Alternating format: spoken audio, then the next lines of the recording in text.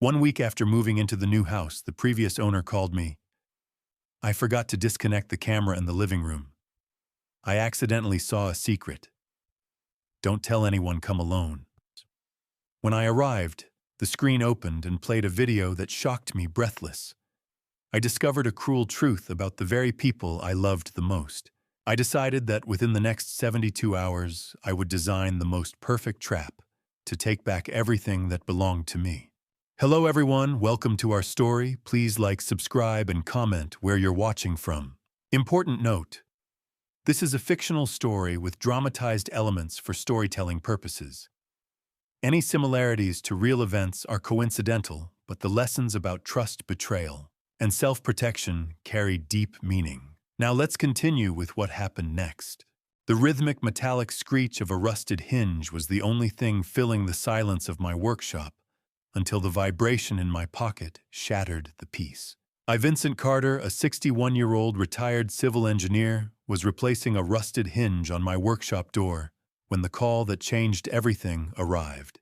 The sharp September sunlight slanted through the workshop window, catching the dust motes dancing in the air as I wiped a bead of sweat from my brow. The air was thick with the comforting scent of WD-40 and old cedar, a smell that usually grounded me in the quiet order I have maintained since my wife Patricia died 3 years ago. I had been focused on the tactile resistance of the metal, just one more turn on the screw to align the frame perfectly. Patricia always hated that sound of a squeaky door, so I suppose I was doing it for her as much as for myself. I reached into my denim pocket, feeling the cold vibration of my smartphone. It was an unknown number, but in a town like Beaverton, you usually answer, assuming it is a neighbor or the hardware store confirming an order. I pressed the screen and brought the phone to my ear, still tasting the bitter dregs of stale coffee on the back of my tongue. "Vincent, is that you?" a voice asked. It was raspy and rushed a stark contrast to the sleepy Tuesday afternoon vibe of the neighborhood. I recognized the caller after a second of processing the tone. Warren Phillips, my 72-year-old neighbor and a retired postal worker, possessed a voice that usually carried the slow weight of a man with nowhere to be, but today it was trembling. He told me he was calling from 3 houses down. Have you ever felt the air grow thin in a room you have lived in for 20 years? Suddenly, the walls of my workshop felt like they were leaning in toward me as Warren continued speaking. He was breathless, explaining that he had made a mistake with the security system he helped me install back in the spring. "I forgot to disconnect the cloud account from my personal tablet, Vincent," he admitted, his voice barely above a whisper. "I saw something on the living room feed while you were out." My heart skipped a beat as the realization set in that my neighbor had been unintentionally spying on my private home life for months. I opened my mouth to protest, to ask why he was watching, but the urgency in his voice stopped me cold. "It involves your daughter Vincent and that husband of hers, Trevor." I felt a sharp pang of apprehension tighten in my chest. Olivia and Trevor had been over for dinner just 2 nights ago, and everything seemed perfectly normal. Warren refused to explain further over the phone, citing the sensitivity of what he had witnessed on the screen. He insisted that I come to his house immediately, and that I come alone. Then he said it. The name. Olivia. He warned me in no uncertain terms not to call her or send a text until I had seen the footage for myself. My daughter has always been the pillar of my life, especially after Patricia passed. And the idea that Warren was implying she was involved in something dark enough to require a secret meeting felt like a physical blow to my stomach. My hand tightened around the phone until my knuckles turned white. "What did you see, Warren?" I asked. But the line had already gone dead, leaving me standing in the silence of my workshop, with nothing but the smell of cedar and a growing sense of dread. The engine of my truck roared to life, a jagged sound that mirrored the sudden frantic drumming in my chest. I didn't waste time putting away my tools or locking the workshop. The urgency in Warren's voice had been a cold splash of reality that made the order of my woodshop feel irrelevant. I backed out of my driveway with a reckless speed I hadn't used in years, the tires chirping against the asphalt as I swung the wheel toward the quieter corner of Beaverton. My mind was a chaotic loop of questions.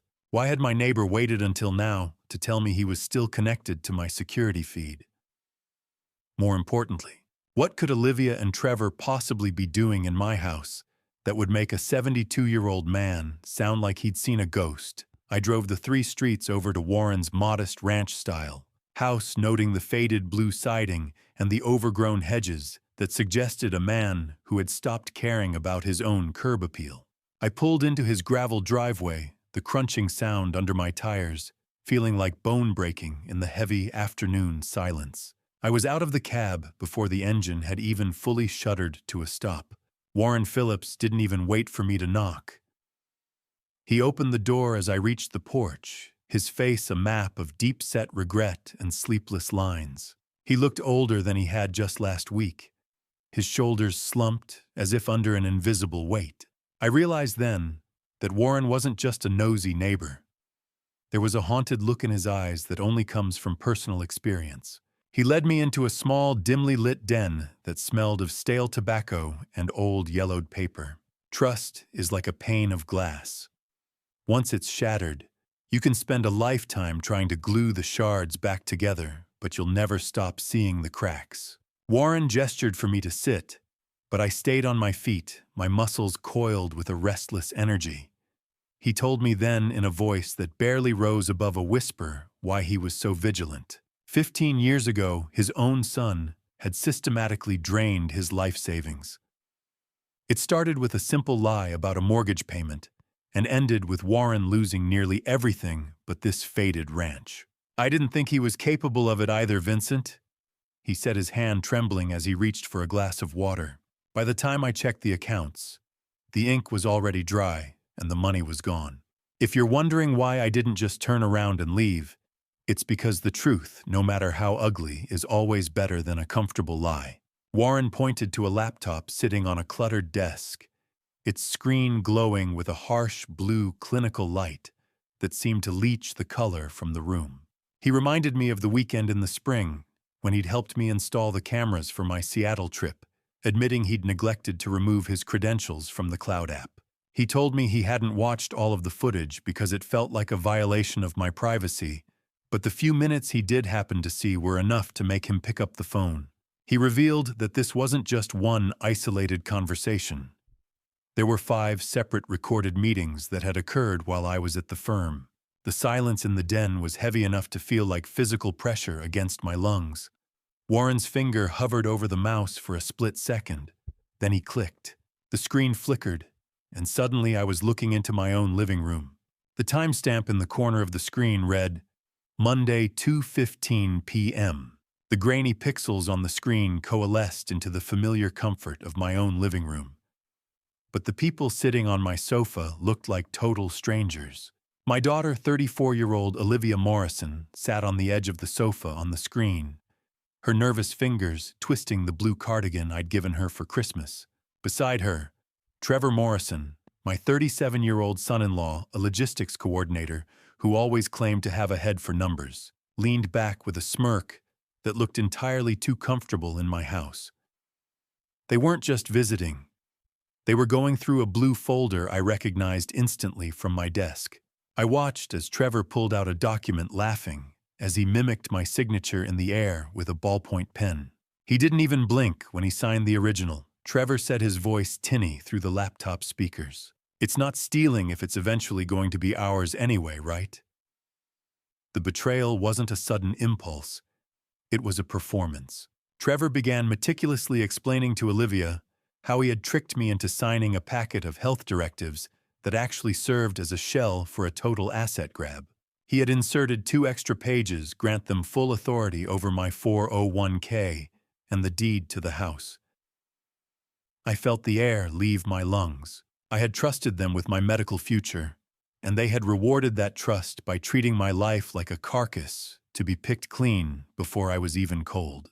Olivia hesitated for a second, her eyes darting toward the hallway, as if she expected me to walk in. Trevor silenced her doubt by mentioning their mounting problems and reminding her that I barely check my accounts anyway. Your father trusts you, Olivia, he said, his voice dropping into a low, predatory register. That's his real weakness. Once the transfer is done, it's clean. House 401K everything. Have you ever seen someone you love look at your life like it was nothing more than a bank vault they'd finally found the combination, for the cold horror of it made the air in Warren's den feel freezing. I was looking at a daughter I no longer recognized, and a man who saw my 30 years of civil engineering as a lottery ticket he was finally cashing in. Warren stopped the video, his eyes full of a pity that made me want to scream. He explained there were 5 more files and initiated a transfer to my phone. Buzz, buzz, buzz. Each notification in my pocket felt like a nail being driven into a coffin. I stood up, my movements, mechanical and rigid, my body performing the actions of a living man, while my spirit felt like it had been hollowed out. "I'll send the rest to your phone," Warren said, his voice trembling. "You need to see all of it." I managed a small, stiff nod as I walked toward the door. "Thank you, Warren," I replied. "I've seen enough for now." I walked out into the cool September night, the silence of the neighborhood now feeling like a trap designed to keep me quiet while they dismantled my existence. As I reached my truck, I realized that the trust Trevor mocked wasn't just a character trait. It was the specific tool they had used to engineer my ruin. I looked up at the moon, its pale light reflecting off the screen of my phone, as the first download completed, file_02_Wednesday_planning.mp4. The fluorescent lights of the Canyon Road diner flickered like a dying heartbeat, casting long, sickly shadows over the booth where I sat with a cold laptop and a hot cup of coffee I didn't plan on drinking. I didn't go home. I couldn't bear to look at those 4 walls yet, knowing that every corner of my sanctuary had been violated by the very people I called family. I had pulled into this 24-hour haunt off the main drag, needing the anonymity of a corner booth and the low hum of the industrial refrigerator to anchor me. "Just coffee black. Leave the pot," I had told the waitress without looking up. I needed a moment of silence, or at least the closest thing to it that a roadside diner could offer at 8 o'clock on a Tuesday night. The smell of burnt grease and industrial cleaner was a welcome distraction from the metallic scent of dread that had been clinging to me since I left Warren's house. My fingers felt like lead as I reached for the cold, smooth surface of the laptop keys. I opened the folder and prepared to watch the file labeled Wednesday Planning. The betrayal wasn't just about the money I'd spent 40 years earning. It was a calculated redirection of my entire digital identity. As the video played, showing Olivia and Trevor at my dining table, I watched as Trevor tapped on a legal pad with clinical precision. He was explaining to my daughter how they had already compromised my legal standing. "He won't track the changes if the notifications come through me," Trevor said on the screen, his smirk audible even through my headphones. He told Olivia that he had set up an email address she controlled to intercept any digital alerts from the county clerk. Have you ever sat in a public place and realized that every person around you is living a life of quiet normalcy while your own world is burning down in front of you? I looked at a truck driver, 2 booths down, methodically cutting into a steak, while on my screen Trevor mocked me for being too busy in my workshop to notice a change in my own deed. Olivia looked nervous, her eyes darting toward the hallway, but Trevor's confidence was infectious, a parasite that was slowly overwhelming her guilt. 20 days. That was the length of my remaining life as a homeowner. The video reached a chilling climax when Trevor pulled a physical calendar toward him and circled a date in bold red ink, September 30th. He looked directly at Olivia, his face hard. "We need to file the deed transfer by the morning of the 30th, he insisted. "If we don't have it recorded by then, the deal falls through." I watched him slide a paper napkin across the table, a gesture I found myself mimicking in the diner with a shaking hand. Trevor promised her it would be in her name before I even noticed a change in the property tax assessment. The theft wasn't an open-ended process. They were working against a hard deadline, implying an external pressure that made my skin crawl. I realized then that my house, the fortress Patricia and I had built together, was exactly 20 days away from being legally erased from under my feet. I pressed play on the third file, my hand trembling, as Trevor's voice filled my headphones with a much darker tone. They gave us until the 30th, Olivia. If we don't have the cash, they won't just take the house. The audio in the third file was distorted by the wind blowing through the cracked patio door of my own home. I sat in the Canyon Road diner, watching the screen through a hazy reflection of the neon open sign that flickered with a rhythmic buzz. The audio crackled with the sound of a sliding glass door being forced open on the recording, but it was the low, predatory rumble of Trevor's voice that made the hair on my neck stand up. I watched the screen as he paced my living room, his smartphone pressed tightly to his ear. He was arguing with someone about a $180,000 balance, his voice dropping to a desperate, jagged whisper. It wasn't a bank or a legitimate lender on the other end.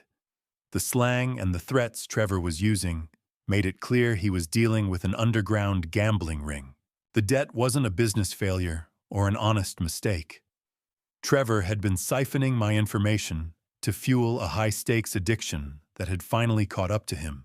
He promised the mysterious caller a full liquidation of assets by the 30th of September, confirming with a sickening finality that my home was simply the payment for his latest losing hand. Olivia entered the frame a few minutes later, her face red and blotchy from crying. Looking smaller than I had ever seen her, Trevor turned his aggression on her instantly, his body language turning sharp and invasive. He explained that the people he owed weren't patient men, and then he dropped a bombshell that made the blood drain from my face in that diner booth. If the transfer doesn't clear by the morning of the 30th, he warned her the collectors have threatened to visit the school. I closed my eyes for a second, and all I could see was Emma's smile as we planted the roses last spring. It was the only clean thing left in this mess, and the thought of her being used as leverage made my stomach turn. I felt a cold sweat slicking my palms as I gripped the edge of the table, the muffled sound of a waitress dropping a spoon in the distance, sounding like a gunshot in the heavy silence of my mind. He was using his own child as a human shield for a $180,000 debt. I paused the video, my hands shaking so violently I nearly knocked over my cold coffee. I could taste bitterness like copper in the back of my throat. Trevor wasn't just a thief or a liar. He was a monster who had put his own daughter's life on the line to save his own skin. My engineering mindset, the part of me that had spent decades calculating stress loads and structural integrity, finally kicked in. This wasn't just a financial leak anymore. It was a total structural failure of the family unit that required a complete and total demolition. They weren't just taking the house. They were taking Emma's safety, and that was a debt I would never allow them to pay with my bloodline. I was about to shut the laptop, my mind already racing toward a counteroffensive, when the fourth file finished its slow download. The thumbnail showed Trevor alone in my kitchen, after midnight, his face lit by the glow of a single burner, speaking to a woman whose voice I didn't recognize from our family circles. The fourth video was shorter, just a few minutes of Trevor alone in the kitchen after midnight. The kitchen where I'd made pancakes for my granddaughter just days ago now looked like a crime scene in the harsh blue light of my laptop screen. Trevor was leaning against the counter phone pressed to his ear, his voice hushed and intimate in a way he never spoke to my daughter. The woman on the other end had a light, airy voice I didn't recognize, and as they spoke, the rot at the center of my family was finally laid bare. He wasn't just stealing to pay a debt. Trevor was building a lifeboat.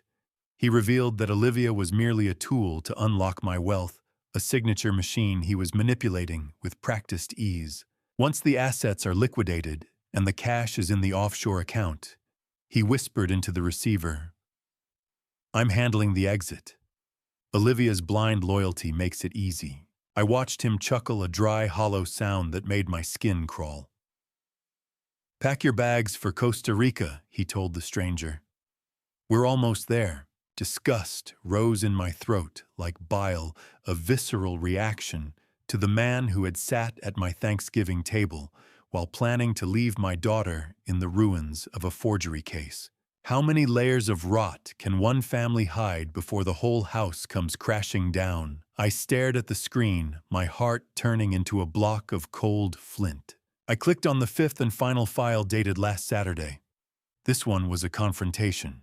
Olivia was visibly terrified, her hands shaking, as she tried to tell Trevor she wanted to back out of the deed transfer. She felt watched, she said. She felt the weight of the lie. But Trevor didn't offer comfort. He turned brutal. He stepped into her personal space, grabbing her upper arm with a grip that looked painful even through the grainy footage. Then he did the unthinkable. He began reciting Emma's exact school recess schedule at Hawthorne Elementary. 10:15 a.m., he hissed. You want the investors waiting by the fence at 10:15. He wasn't just warning her about the criminals. Trevor was the one who had provided the schedule to the debt collectors. He had sold out his own daughter's safety to ensure Olivia wouldn't lose her nerve. I watched my daughter's spirit visibly break on the screen as she slumped into a chair, her resistance replaced by a hollow, defeated compliance. Hawthorne Elementary, 10:15 a.m. He knew exactly where she'd be standing. The diner was nearly empty now. The only sound, the low hum of the industrial refrigerator and the occasional tap of rain starting to hit the window pane. I closed the laptop, the silence of the booth feeling heavier than the noise of the city outside. I pulled out my yellow legal pad, the coarse paper feeling real and solid under my fingertips. I drew a single vertical line down the center, labeling the columns with the only two words that mattered now: protect and punish. I am a civil engineer. I have spent my life understanding how things hold together, and more importantly, exactly how they fail. I know how to find the structural weakness in a man, and Trevor Morrison was nothing but a series of fractures held together by ego. I realized that to save Emma, I had to be as methodical and ruthless as the man trying to destroy us. Protect the innocent first, I whispered to the empty diner. Deal with the guilty later. I walked out to the parking lot, the cool air sharp in my lungs. I started the engine and watched the dashboard clock flip to 1:32 a.m. By sunrise, the first pillar of Trevor's plan would be ready to fall. Wednesday morning arrived with the kind of gray Oregon mist that hides everything in plain sight. I poured my oatmeal into the same ceramic bowl Patricia had bought on our 20th anniversary. My hand so steady it felt like I was back at the firm, drafting blueprints for a bridge that was never meant to collapse. I follow my 6:15 a.m. routine with surgical precision, showering, making coffee, and stepping onto the porch to feed the neighbor's cat. Every movement is a calculated mask to hide the fact that I spent the night cataloging my daughter's betrayal in a diner booth. The smell of cedar and morning rain drifts through the open window, a sharp, stinging clarity of light that makes the west slope look normal but feel entirely hollow. Routine is a shield I have worn for years, but today it feels like armor. Patricia would have known something was wrong the moment I walked into the kitchen. She always saw through my stoic engineering facade, but she isn't here to warn me about the rot growing in our own bloodline. The morning call from Olivia wasn't just routine. As the phone chirped on the counter, I realized she was using the exact distraction tactics I'd heard her and Trevor discuss in the video. She wasn't just a passive bystander. She was an active, conscious participant in the timing of this theft. At exactly 10 a.m., the digital chirp of my smartphone broke the silence. I picked it up, watching the name Olivia flash on the screen. "Hi, Dad, just checking in." Her voice came through light and carefully pitched to sound like a concerned daughter. "How are you feeling today?"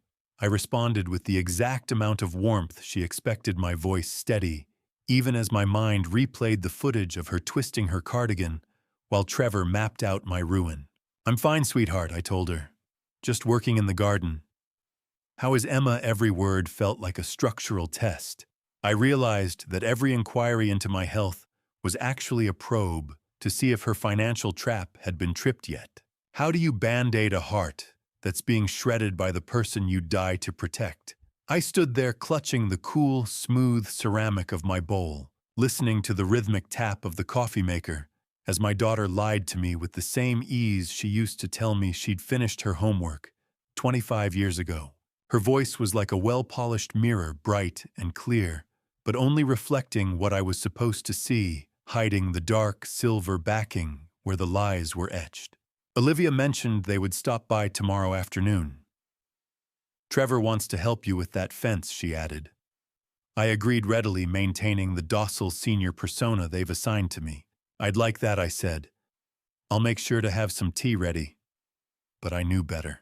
Trevor's offer to fix the fence was a ruse to get me out of the house, a way to ensure I was occupied in the yard, while they searched my office for my original non-forged identity documents. They needed the real papers to make the fake ones stick. As soon as the line went dead, the warmth left my face like a sunset behind a storm wall. The facade was for them, but the action was for me. I grabbed my keys, the metal cold against my palm. I pulled out of the driveway, but I wasn't heading to the hardware store for fence supplies. I was heading to a place where I could find a very different kind of specialist. The sliding glass doors of the Beaverton Library hissed shut behind me, sealing out the damp Oregon morning and leaving me in a silence that felt heavy with the secrets I was about to dig up. I walked past the front desk with a stiff nod, seeking out a back corner computer terminal where the stacks would shield me from any inquisitive eyes. My own laptop was back in the workshop, but I needed a neutral digital trail today. I sat down and began searching for specialists in power of attorney fraud and elder abuse, my engineer's mind, filtering through names and reviews like I was auditing a structural schematic. One name consistently surfaced with high praise: Evelyn Chambers. Her profile described a woman who didn't just know the law, but knew how to weaponize it against those who prey on the vulnerable. My hands stilled on the keyboard when I realized Chambers was the same lead counsel who handled the high-profile case Warren Phillips had mentioned last week. She had a personal history with exactly the kind of toxic greed Trevor was exhibiting. I didn't need someone to just defend my assets. I needed someone who knew how to dismantle a predator. I stepped into the library lobby and dialed the number for Chambers' office. The receptionist was professional, but I could hear the sharp, jagged edge of urgency in my own voice as I mentioned words like power of attorney revocation and fraudulent filings. I felt a small surge of momentum when she scheduled me for a consultation on Friday morning at 9:30 a.m. I spent the rest of the afternoon at a nearby print shop, the air thick with the smell of toner and warm paper, as I meticulously scanned the files Warren had given me. I organized them into a heavy physical folder, creating a legal arsenal that felt as solid as a foundation stone in my hands. Have you ever looked at your own front door and realized it was no longer an entrance, but a barricade you were about to breach? I drove home with that heavy folder tucked deep under my passenger seat, the taste of copper in the back of my throat as the adrenaline began to spike. There they were, the predators on the porch. As I turned onto my street, my heart hammered against my ribs at the sight of Olivia's silver sedan parked in my driveway, with Trevor's black truck idling behind it. They weren't supposed to be here until tomorrow afternoon. My 5-year-old granddaughter Emma was a bright spark of blonde hair and boundless energy sitting on the porch swing with a coloring book that she abandoned the moment she saw my truck. I forced a smile for her, a mask that felt like it might crack my face open. Trevor stepped off the porch, flanked by a man in a gray jumpsuit, carrying a heavy tool bag, a handyman. Trevor called him, but I recognized the distinctive set of picks hanging from his belt. He was a locksmith. Trevor wasn't here for a social visit. He had brought a specialist of his own to help him bypass the safe in my basement, where I kept the original property deed. I gripped the legal folder tightly, sliding it deep into the dark crevice between the seats as Trevor approached the driver's side window, his eyes searching my face for any sign that the old man had finally figured out the game. The walk from the driveway to the porch felt like a march toward a gallows I'd built for my own family. A grandfather's smile is supposed to be the easiest thing in the world to wear, But as I stepped onto the porch, mine felt like a mask made of lead, heavy and cold against my skin. I forced my features into a practiced softness, greeting Emma with a hug that felt like the only real thing left in this house. Stepping inside, I entered a space that no longer felt like mine. Olivia was in the kitchen, her sleeves rolled up, as she helped Emma with a coloring book, looking every bit the devoted daughter I had raised. Trevor stood in the hallway, his presence a jagged intrusion in the foyer. He didn't even wait for a hello before asking about the refinance folder he claimed I'd left out on the desk. I had to swallow the bitter bile rising in my throat and pretend I'd forgotten exactly where I put it. I played the part of the slightly confused senior they so desperately wanted me to be, watching Trevor's artificial, gleaming smile widen as he thought he was winning. During a brief moment over the counter, Olivia made a strange slip of the tongue, mentioning a Costa Rica travel brochure she'd seen. It was a chilling revelation. Trevor was already grooming her for the move, though she clearly didn't realize she wasn't actually part of his real exit plan.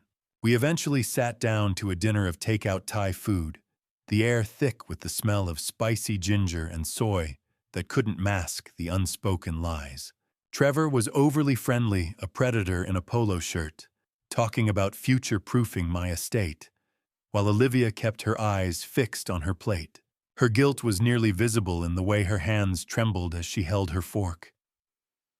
I watched Emma eat her innocence, the only thing keeping me from flipping the table and shouting the truth.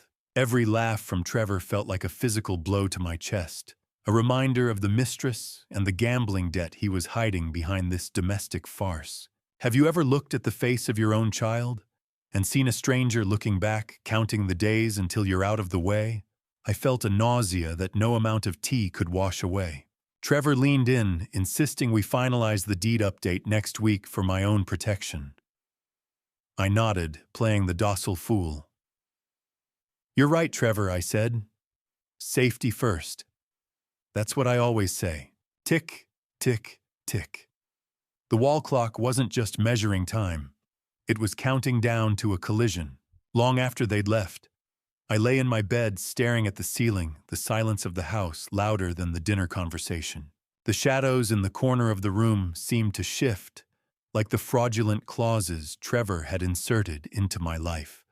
I realized I had 48 hours until I met Evelyn Chambers. That was 48 hours of looking my daughter in the eye and pretending I didn't know she was helping a man who intended to discard her like trash. The rough texture of the bedsheets felt like sandpaper as I twisted in the dark.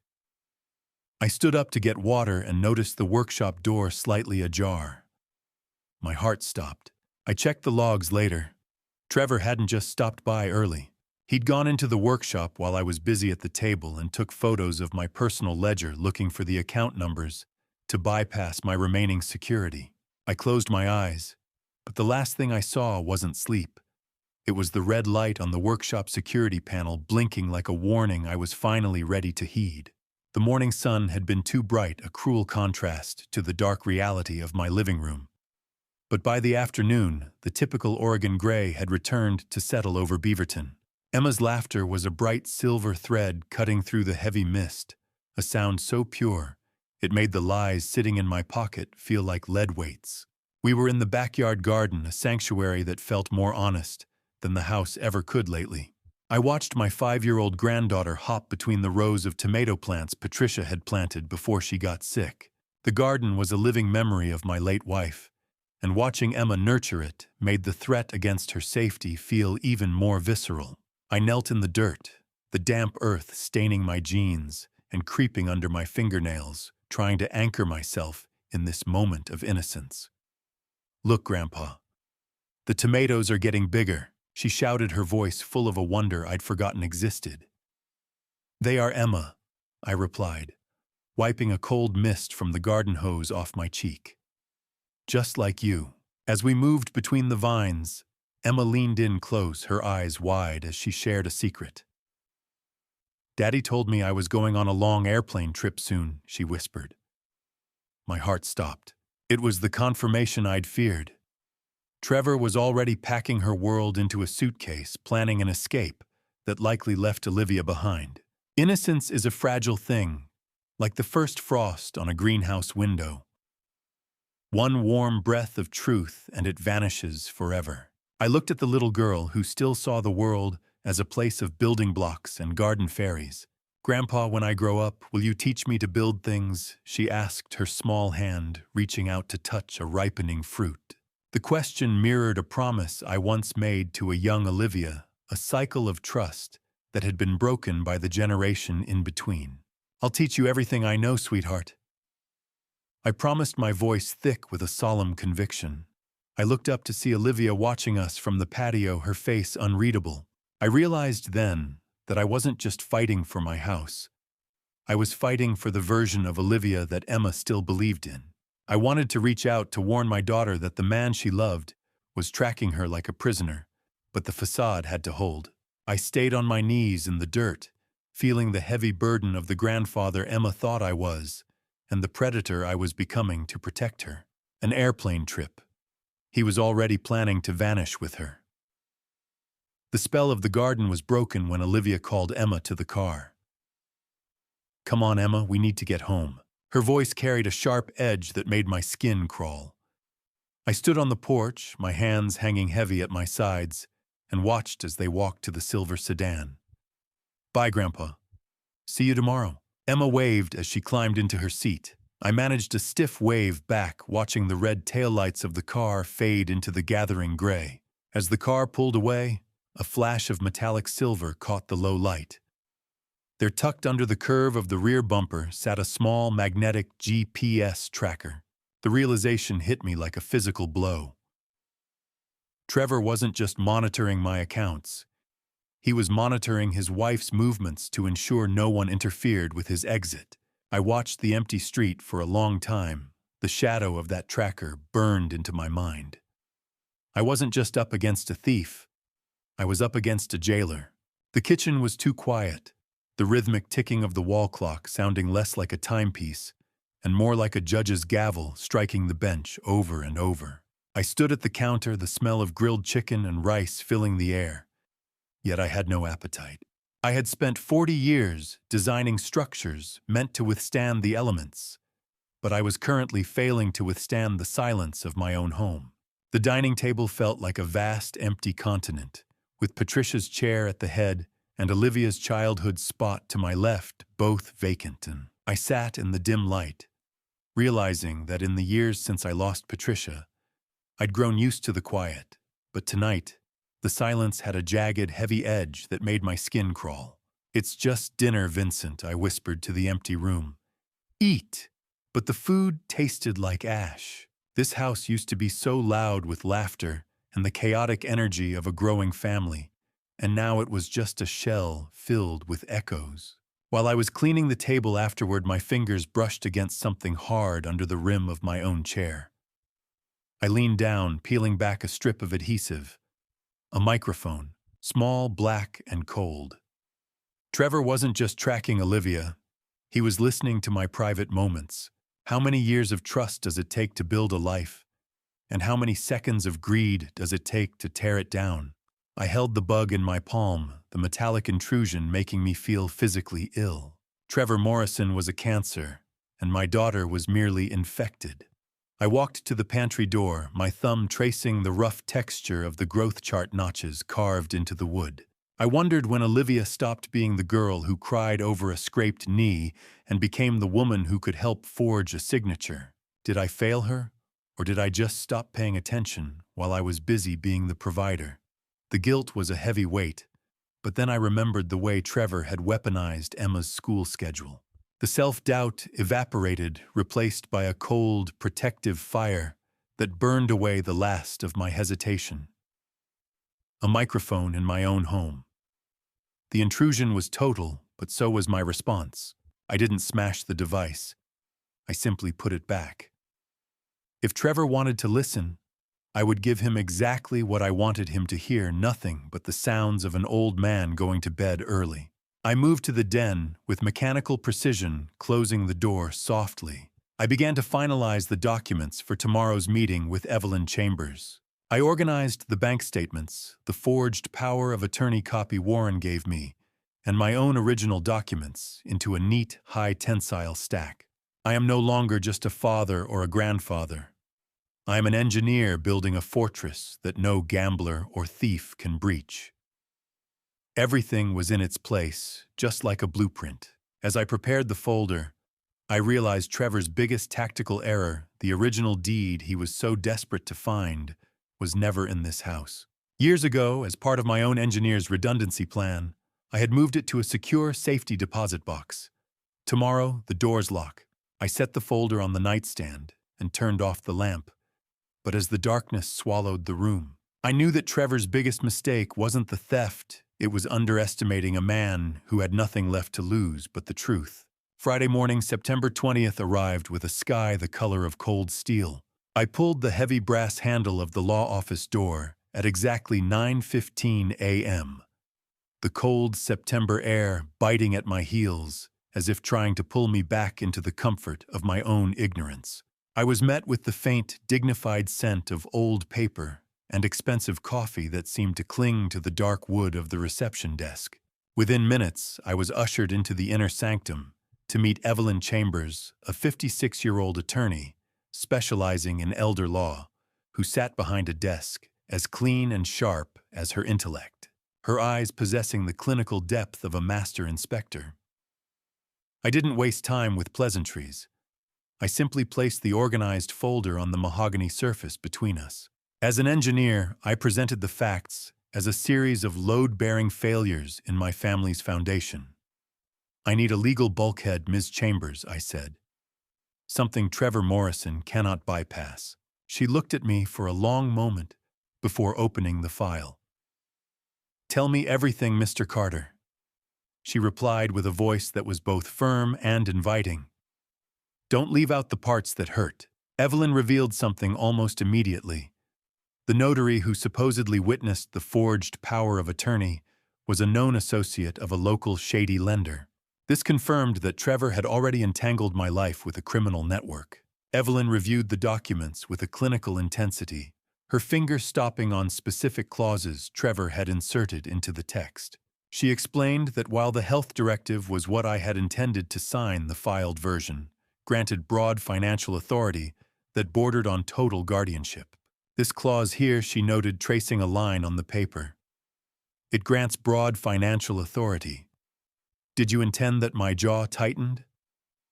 No, I intended to protect my health, not lose my home. Her calm voice provided a stabilizing contrast to the quiet rage I had been fueling all week. Have you ever felt the exact moment the tide turns? It doesn't happen with a roar. It happens in the silence between heartbeats. I felt the weight of the last few days begin to shift as Evelyn outlined our counteroffensive. She was a master of the legal structure, identifying every weak point Trevor had tried to exploit. We weren't just reacting anymore. We were preparing to demolish his carefully constructed lies. Click. The sound of a door locking from the inside. His power was gone. Evelyn's assistant brought in the fresh revocation papers, and I signed them with a hand that didn't tremble, the black ink feeling like a seal on a containment vessel. The notary's stamp hit the paper with a sharp metallic click that echoed in the quiet room, a sound of absolute finality.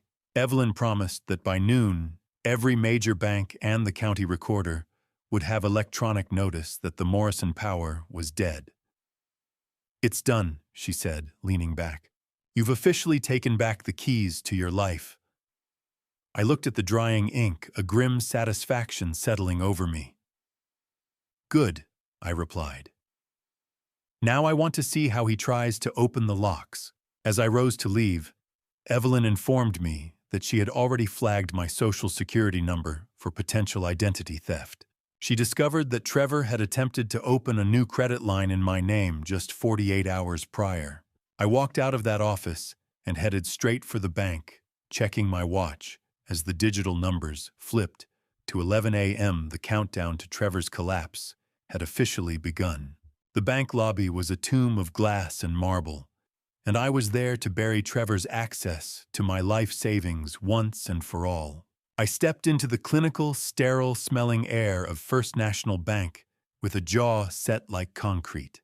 The bank lobby was busy, but for me everything else had faded into a blurred background of ticking clocks and shuffling papers. I was ushered into a glass-walled office to meet Andrea Bennett, a 42-year-old personal banker with a sharp bob and even sharper eyes, who had been the gatekeeper of my finances since Patricia was still alive. I didn't waste time. I presented the certified revocation papers from Evelyn's office, the heavy stock paper feeling like a weapon in my hand. "Andrea, I need these funds moved to a private account immediately," I told her, my voice dropping to a low, commanding register. I watched her scan the documents, her professional mask slipping just for a second, when she realized the scope of the fraud. "Mr. Carter, given the power of attorney revocation, I've flagged this for the fraud department as well," she said. Then she leaned in, her voice hushed. "I should tell you Trevor Morrison called this morning to inquire about daily withdrawal limits." My stomach did a slow roll. My timing had been a matter of mere hours. If I had waited until the afternoon, the $680,000 I'd spent 40 years building would have been a ghost. "Do you know the difference between a fence and a fortress? A fence keeps people out. A fortress makes them regret trying to get in." I sat in silence as Andrea's pen scratched across the forms, finalizing the transfer of my liquid assets into a newly established individual account. We didn't just move the money. We implemented a total scorched earth policy on my digital footprint. We changed every password recovery email and security question, implementing dual-factor authentication that required my physical signature in person for any transaction over $5,000. The cool, steady hum of the air conditioning seemed to keep pace with the focused rhythm of my breathing. Once the final digital vault was sealed, I walked out to my truck, the weight off my chest, feeling like a physical lightness in my step. I sat in the parking lot and made a call to a former colleague, a retired investigator with deep FBI connections. I provided specific details about the illegal gambling operation Trevor mentioned in the recordings, framing it as an immediate threat to Emma's safety. Monday morning, Vincent, my contact, promised, the voice sounding like gravel. "The wheels will start turning." Cold satisfaction settled over me. Trevor wasn't just fighting a civil battle now. He was walking into a federal trap, locked, barred, secured. The Morrison era was over. I returned home and sat at my kitchen table with my yellow legal pad, the rough surface familiar under my palm.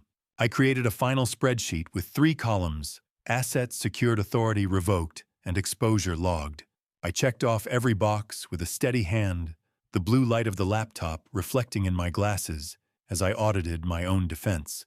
The house was quiet, but for the first time in weeks, the silence felt like a victory rather than a haunting. Every door was locked both physically and legally.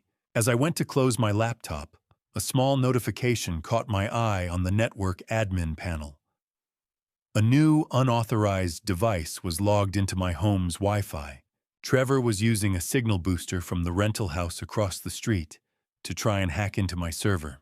I watched the unknown device blink on my screen, a ghost in the machine that thought it was still in control. "Go ahead, Trevor," I whispered to the empty room. "Try the door."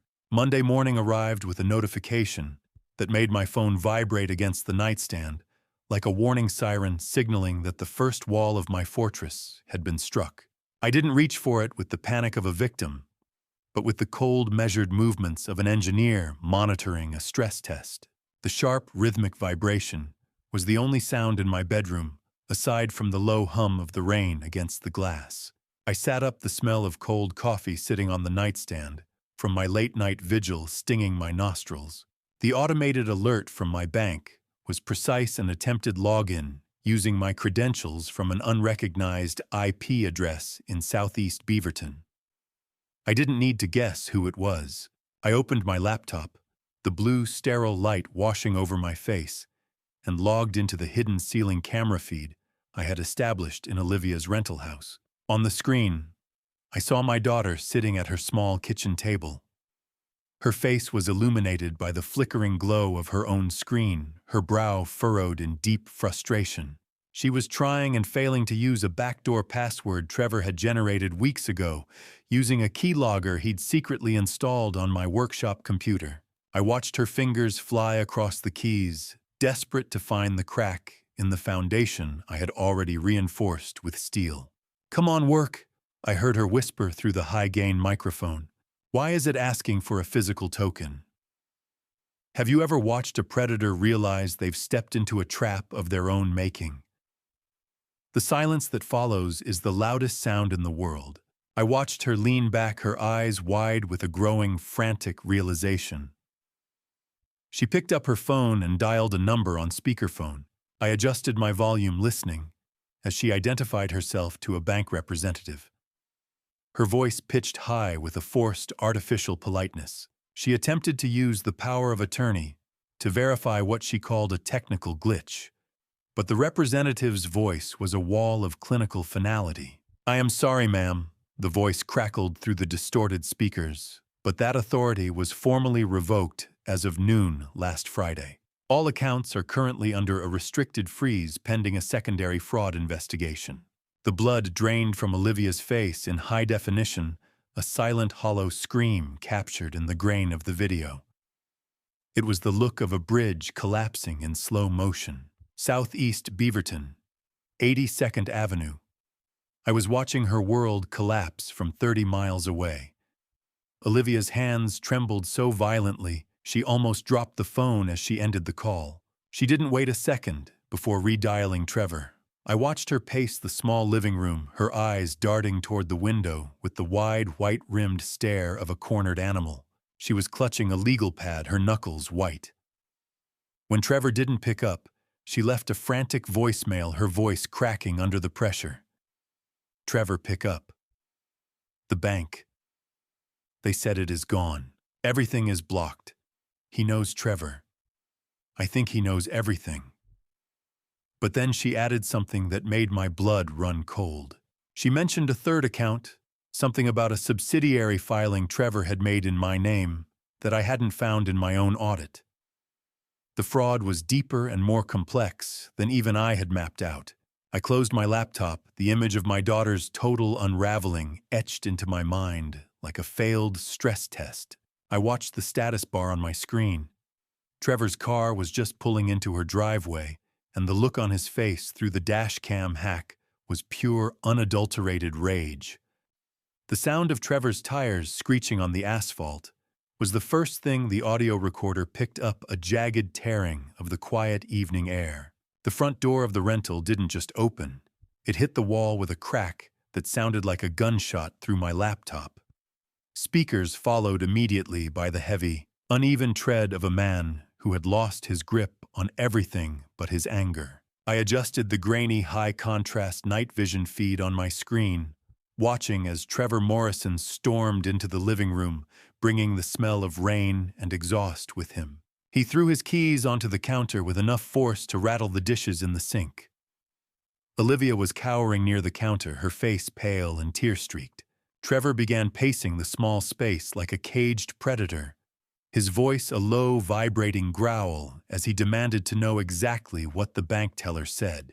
He refused to believe the old man could have been smart enough to revoke the authority on his own. "What do you mean, revoked?" he roared.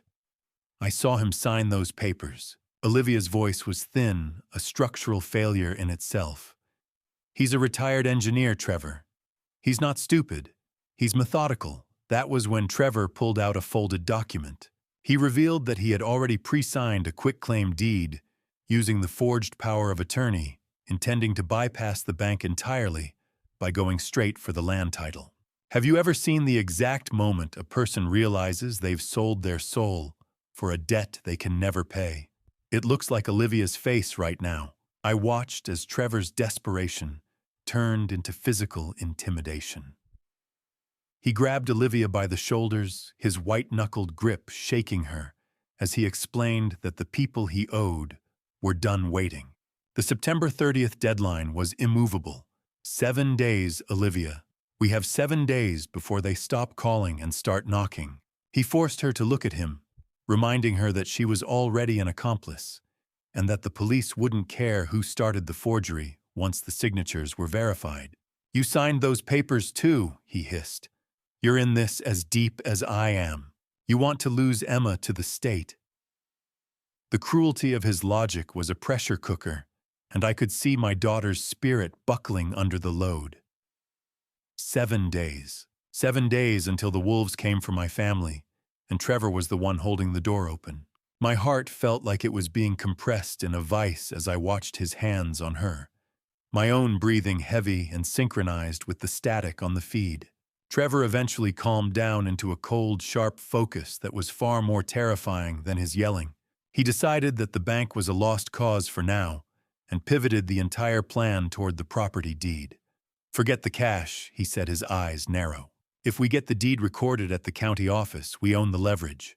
He instructed Olivia to have the paperwork ready for the morning, claiming the land title office wouldn't have the revocation update for another 48 hours. Tomorrow morning, the county office. Be ready. I watched as he slammed out of the house, but the audio stayed live as he reached his truck. He made a muffled phone call to his mistress, revealing that he planned to cut the wait, meaning Olivia, as soon as the deed was filed. The bastard had no loyalty, even as the ship was sinking. He left Olivia collapsed in a chair, sobbing into her hands. I watched her reach for her phone, her fingers hovering over my contact name for a long, agonizing minute before she slowly put the device face down on the table and let out a sob that broke my heart all over again. Tuesday morning arrived with a stillness that felt like the intake of breath before a scream, and through the pinhole lens of the ceiling camera, I watched my son-in-law become a monster. I sat in my workshop surrounded by the scent of cedar and oil, but my mind was miles away in Olivia's rental. Trevor was pacing the small living room, like a caged predator, his movements jagged and aggressive. He was berating Olivia for her hesitation, insisting that they file the deed transfer at the county office today before I could block it. His desperation was palpable. He checked his watch every few seconds, signaling that his debt-induced clock was ticking toward zero. Olivia sat on the sofa, clutching a throw pillow to her chest, as if it were a tactical shield against the storm of his anger. We go to the county office today. Trevor barked, his face leaning into hers. I don't care if you're scared. Olivia's voice was a fragile whisper. What if Dad knows Trevor? What if he is waiting for us? Trevor let out a jagged sound that was supposed to be a laugh. He's an old man, Olivia. He's probably just confused by the new bank app. Then Trevor dropped the mask entirely. He admitted that he had personally walked the loan sharks past Emma's school to show them the target, proving his betrayal was an active choice, not a desperate reaction. Have you ever heard the sound of a mother's soul being traded for a lie? It's a silence so deep it swallows the room. Trevor snapped, grabbing Olivia's arm with a white-knuckled grip and pulling her toward him. He dropped the cold, final threat. The loan sharks knew Emma's exact recess time at Hawthorne Elementary, 10:15 a.m. He told her that if they didn't deliver the deed as collateral today, those criminals would make an example of our 5-year-old by the playground fence. I felt a sour, sharp scent of fear, my own or hers I couldn't tell, drift through the mental image of the screen. I watched my daughter collapse into total defeat, her spirit breaking, as she realized her own husband had weaponized their child's safety. You said you would leave her out of this. She sobbed, her body shaking under the load of his coercion. You promised. Trevor didn't flinch. Promises don't pay debts, Olivia. Only deeds do.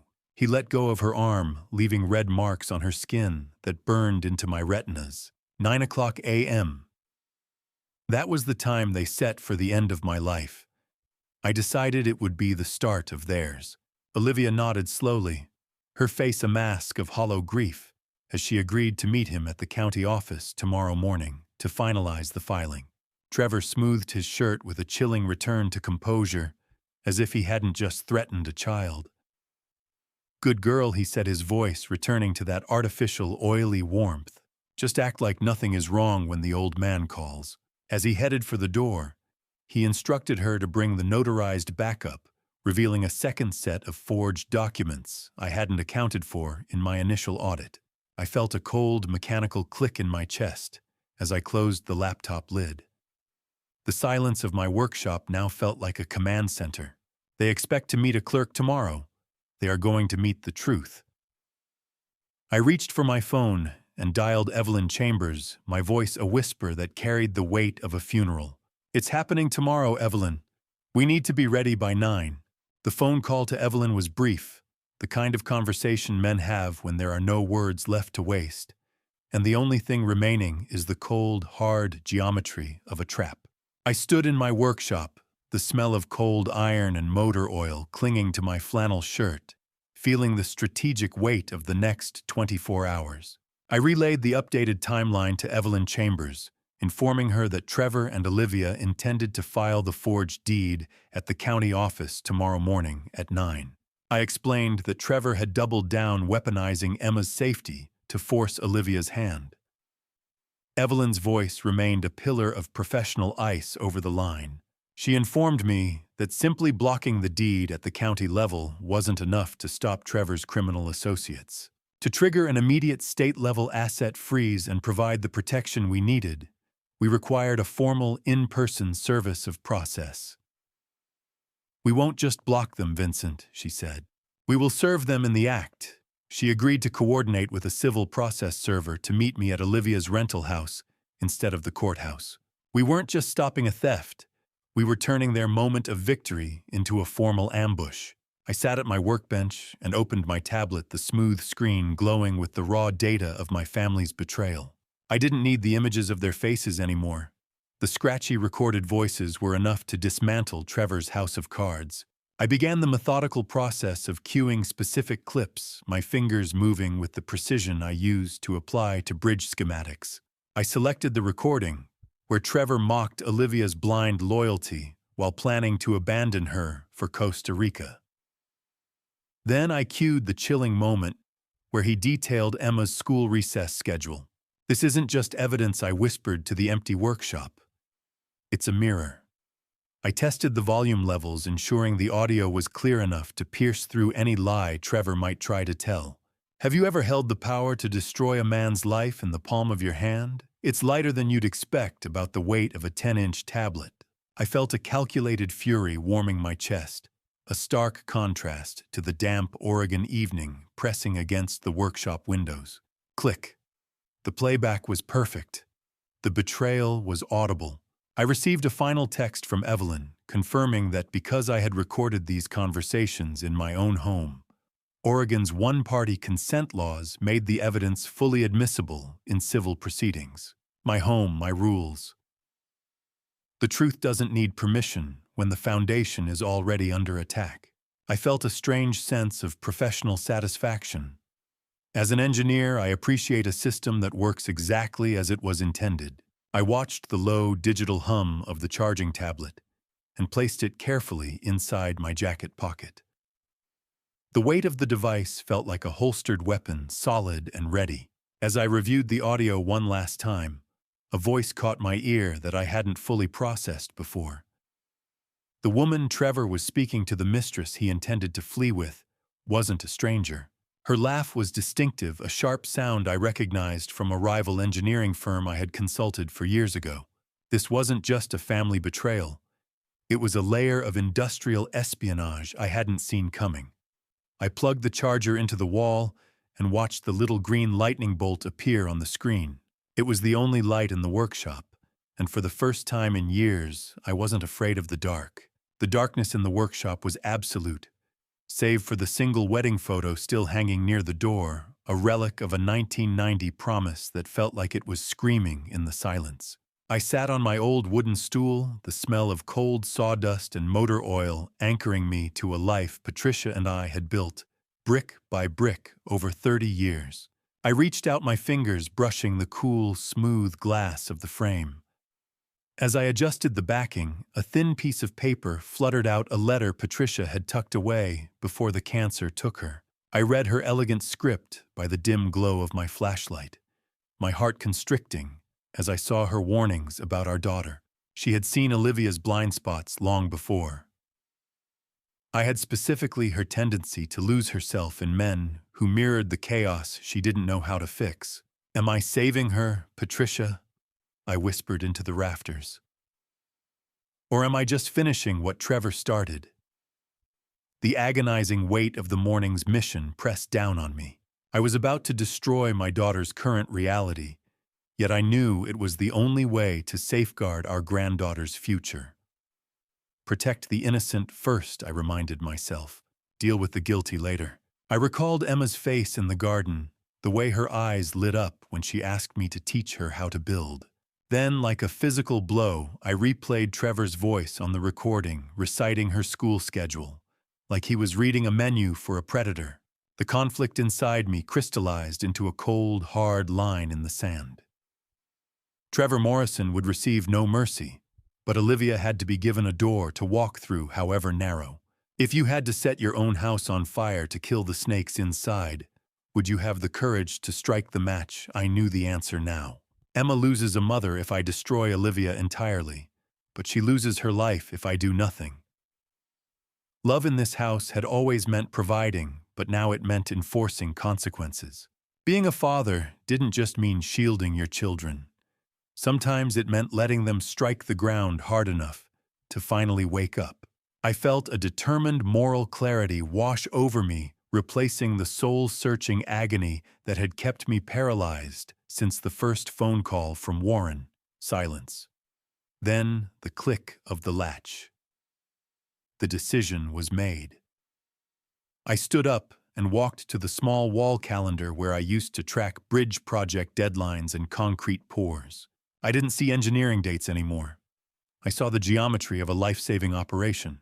I decided on my own protocol, separate from the legal one Olivia would have until sunset tomorrow, to choose Emma over Trevor. I turn off the workshop light, leaving only the green charging glow of the tablet to pierce the gloom. I walked toward the house, my boots crunching on the gravel with a stride that had no room for further doubt. I was ready for the morning. Choice is a structural necessity, and I was about to force hers. By offering her a path to redemption, I knew I was violating the strict total asset freeze Evelyn recommended, potentially putting my own legal standing at risk. But some things are worth the hazard. I set the alarm for 7:30 a.m. and lay in the dark, my heart beating with the slow, heavy thud of a ticking clock that was about to strike 9. Wednesday morning arrived with the clinical chill of an operating room, and as I buttoned my gray shirt, I felt less like a father and more like a surgeon about to excise a tumor. I followed my routine with robotic precision brewing coffee, charring a single slice of toast, and feeding the neighbor's cat. These mundane acts steadied my hands, though I found myself checking my watch every 5 minutes, as if I were timing a detonation. At 8:30 a.m., I pulled out of my driveway, heading toward the Southeast 82nd Avenue rental. The commute felt like a funeral procession for the life I used to know. I parked a block away on a side street, blending my truck into the long shadows of a large oak tree to wait for the legal team. I realized that Officer Walsh wasn't just here to serve papers. He had been fully briefed on the Costa Rica threat and was prepared to initiate an emergency welfare check on Emma the moment that door opened. I sat in the cab, gripping the steering wheel, until my knuckles matched the color of the gray sky. Routine can steady the mind, I whispered to my reflection in the rearview mirror. Steady, Vincent. Just 10 more minutes. At 8:55 a.m., Evelyn Chambers' silver sedan pulled up behind me, followed immediately by Officer Walsh in his marked cruiser. The sight of the police lights, even unlit, made the reality of the situation settle in my gut like lead. We didn't speak as we stepped onto the pavement. We exchanged a single grim nod.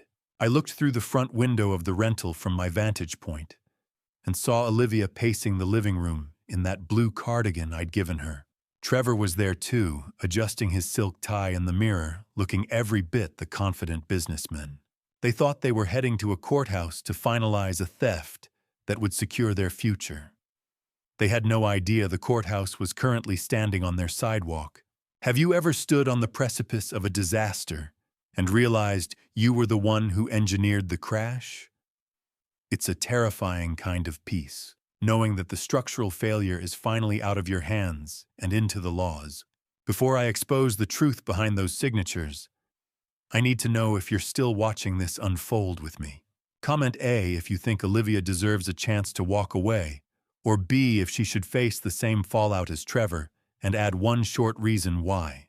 Please note what follows contains recreated details for narrative purposes.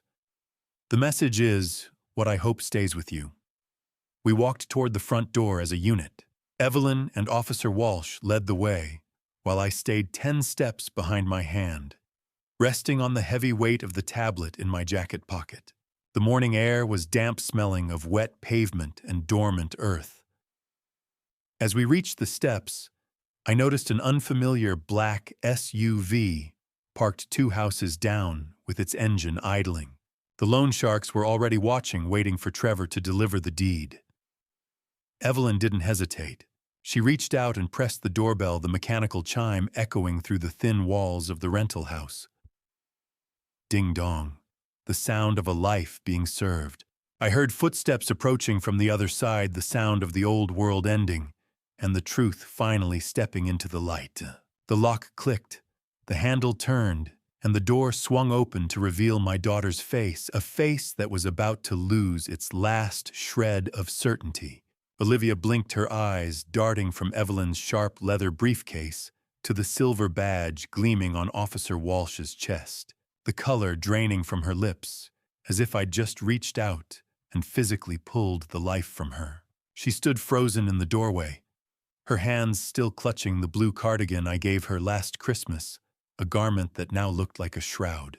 I stepped forward into her line of sight, and the confusion on her face curdled into a raw, naked fear that made my own stomach twist.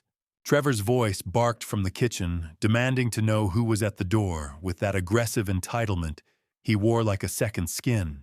He rounded the corner, briefcase in hand, ready to head to the courthouse with the forged documents that would have ended my life as I knew it. But he stopped mid-sentence, his boots skidding slightly on the hardwood as he saw the uniform and the clinical cold focus in my eyes. We arrived at the exact minute the predators were preparing to leave their den. Then what are you doing here? Who are these people?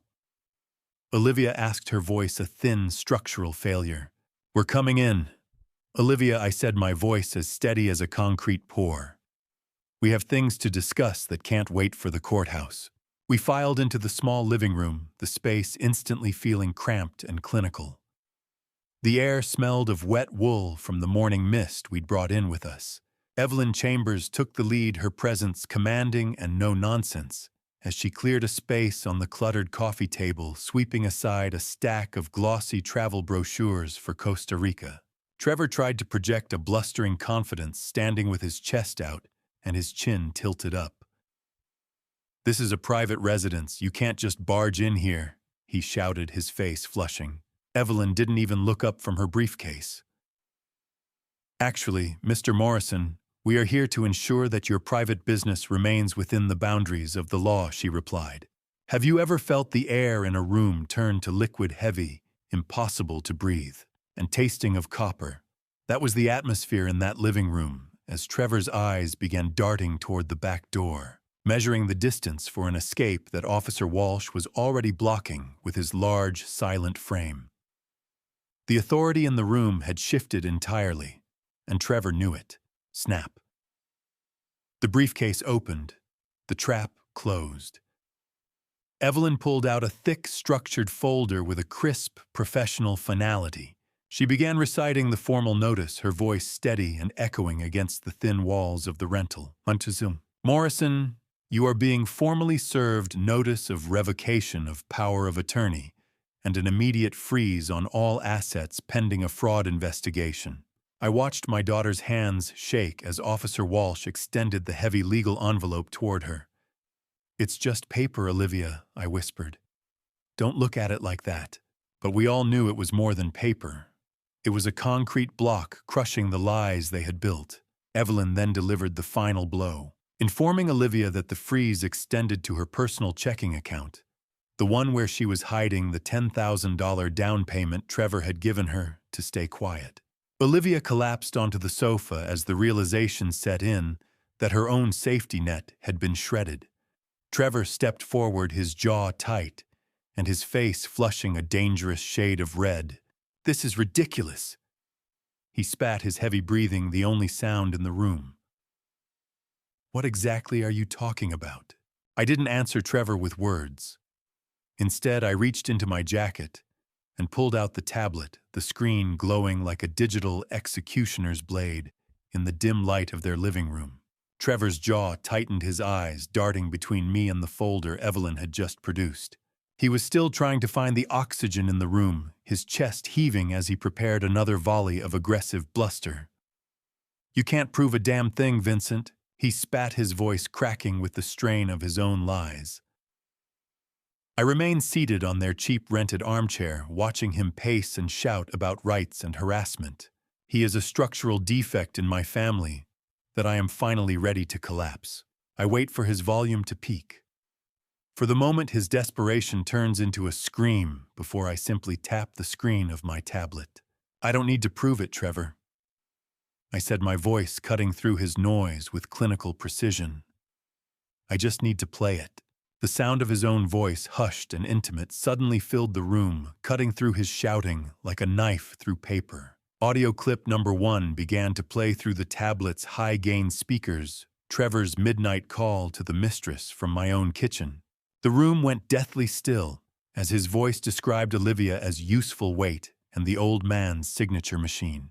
He explicitly detailed the plan to flee to Costa Rica the moment the deed transfer cleared, leaving my daughter behind to face the legal fallout of a felony forgery case. Have you ever heard the sound of a person's heart actually breaking? It's not a loud crack. It's the sound of a long, slow exhale that never quite ends.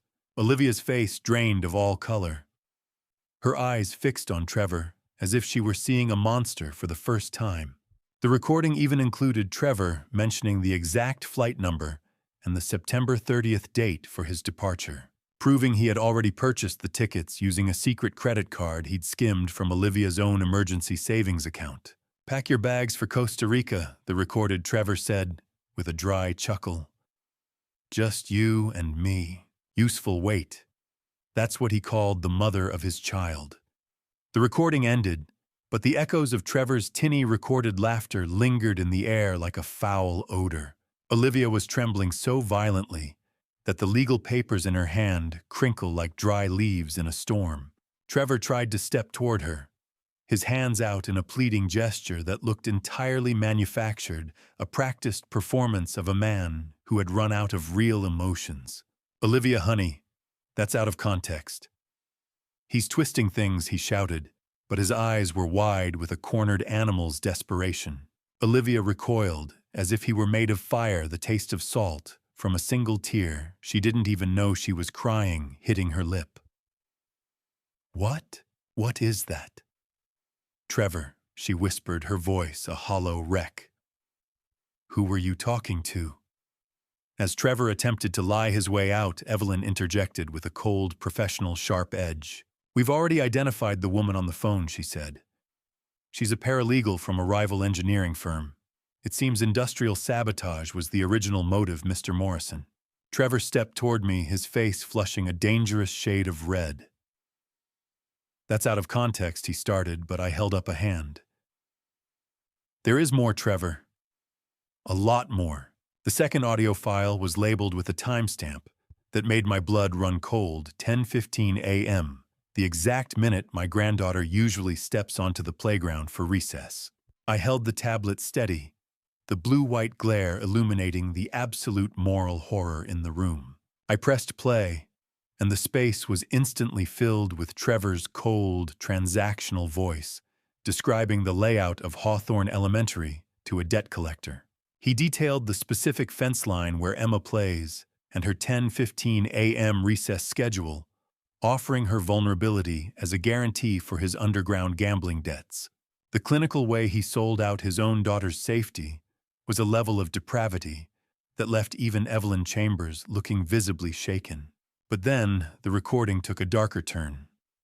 Trevor admitted to accepting a protection fee from these criminals to allow them to photograph Emma on the playground for intimidation purposes. My hands didn't shake, but a cold, hard rage settled behind my eyes. How do you breathe when you find out? The man sharing your bed has put a price tag on your child's life.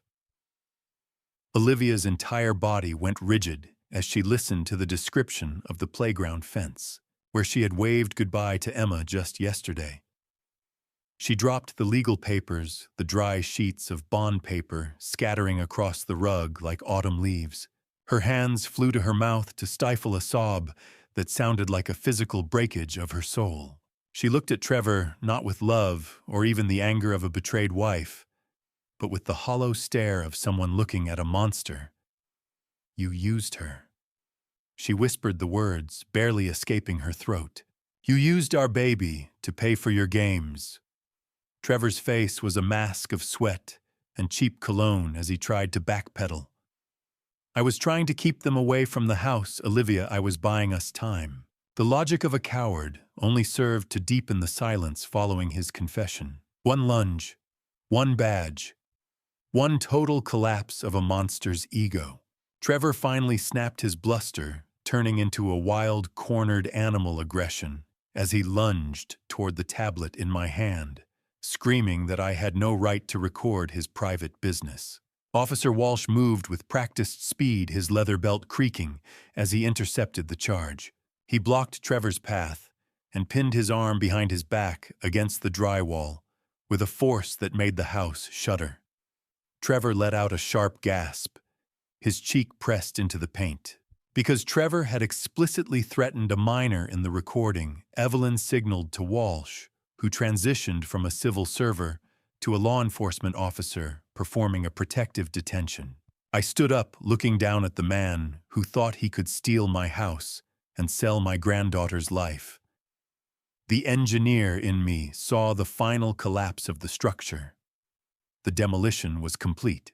Walsh's forearm was a steel bar holding Trevor in place, the sharp scent of adrenaline thick in the air. I looked at Trevor, his face contorted in a mix of pain and fury, and then I turned to my daughter. It's over, Trevor, I said, my voice as heavy as a burial stone. But Olivia, for you, it's just beginning. You have a choice to make, and you have exactly 1 minute to make it. The room was silent. The kind of stillness that only comes after a storm has finally broken the windows, leaving nothing but the cold, whistling truth to fill the gaps. I turned my back on Trevor, who was still struggling weakly against Officer Walsh's immovable grip, and focused entirely on Olivia. She was a wreck of a woman trembling on the floor, the smell of fear and stale air in the cramped rental house nearly overpowering. I laid out the 2 paths available to her with the clinical precision of a final inspection report. You have one choice, Olivia. 1. You stand with him and lose Emma to the state as an accomplice to a felony, or you stand with me and save her. I watched the last of her defensive walls crumble, replaced by the raw, desperate instinct of a mother who finally realized she'd been sleeping next to a predator. I didn't know she sobbed, her voice muffled by her hands. Dad, I swear I didn't know he'd go after her school. I revealed that the loan sharks Trevor feared had actually been monitored by the FBI for months. His recorded confession wasn't just evidence of a theft. It was the final piece needed for a federal racketeering indictment. Have you ever seen a man realize he's been digging his own grave for 6 months? The look in Trevor's eyes was the only payment I ever needed. I pulled a second set of documents from my jacket, the ones I prepared after my call on Friday. I informed Trevor that the FBI was already very interested in his investors and that his recorded ledger was currently being transcribed by a federal task force. Trevor's face went from a flush of rage to a ghostly, translucent pale. You called the feds, he croaked, his voice cracking like dry timber. You'll ruin everything. I didn't blink. I wasn't just a father protecting a home anymore. I was a man containing a toxic spill. I watched him realize that this wasn't just a lawsuit or a family squabble, it was a prison sentence. The magnitude of his strategic failure settled in his eyes, and the bluster finally bled out of him. leaving behind nothing but the hollow shell of a man who had tried to gamble with lives that weren't his to lose. Game over. The house always wins, Trevor, especially when the house is mine. Evelyn Chambers stepped forward with a crisp authority to finalize the legal handoff. She informed Trevor that because of the specific nature of the recording and the threat to a minor, his passport was already flagged, and a temporary restraining order was in effect. Trevor finally stopped fighting Walsh, his body going limp as if his bones had turned to liquid. In a moment of absolute desperation, he tried to bargain accidentally, revealing that the notarized backup folder was hidden under the spare tire in his car. Walsh nodded to a colleague outside, and I knew the physical evidence was as good as secured. I looked at my daughter, who was now sobbing quietly on the rug, and felt no joy, only a somber, exhausted relief. I turned toward the door, the heavy weight of the last 2 weeks finally lifting from my shoulders as I felt the tactile threshold under my boots.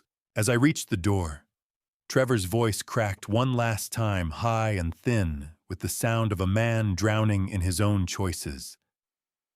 This is entrapment. I didn't look back.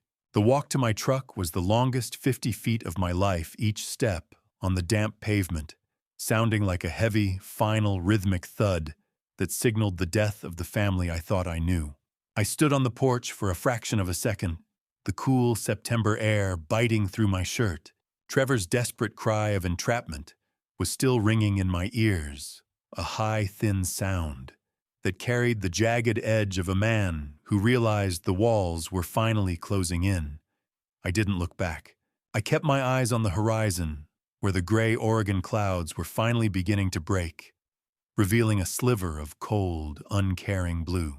Behind the closed door of the rental, I could hear Trevor's voice rising in a frantic, losing argument with Officer Walsh.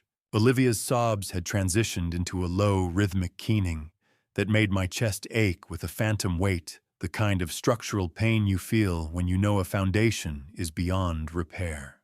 "This isn't over," Vincent Trevor screamed, his voice muffled by the wood. "You hear me?" I whispered the answer to the empty air. "It was over the moment you looked at a map of a playground, Trevor."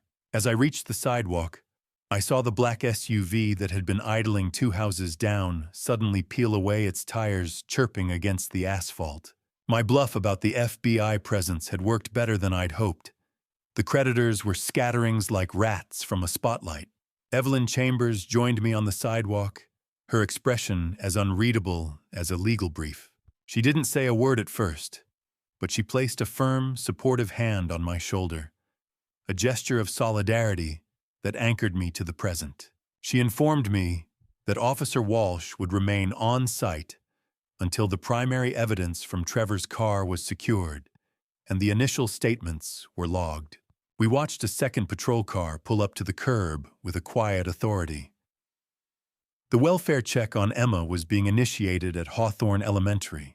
For the first time in 2 weeks, the crushing pressure in my lungs eased, and I felt like I could actually draw a full breath of air.